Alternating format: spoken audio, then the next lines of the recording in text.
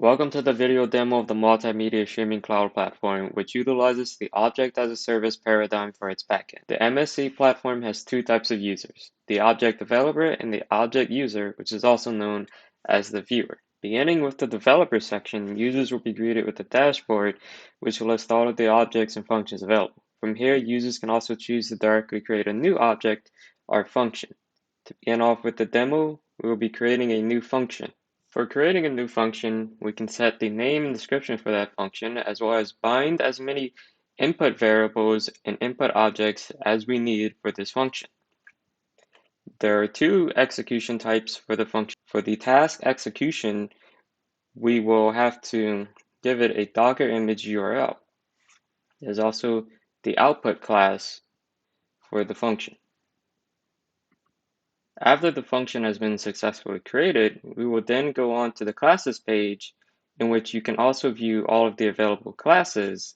And now we will create a new class. Bind a name and description to that class, as well as binding attributes and functions. The two attribute types that we can bind to a class are unstructured data and object references to other classes. For the functions, as you can see, we have binded the demo function that we have just created.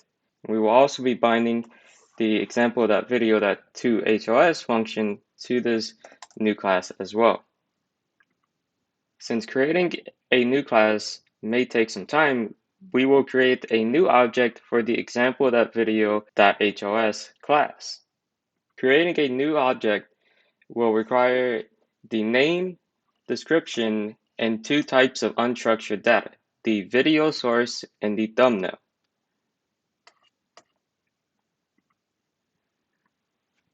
Once the object has been successfully constructed, we can then go on to the viewer section and see the list of all available videos on the left sidebar. We will choose to play the video object that we have just created.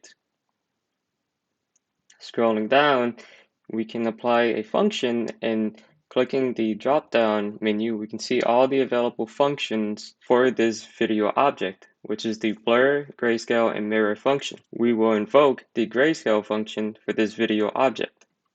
After the function has been applied, we can then select to watch the new video object with the applied function.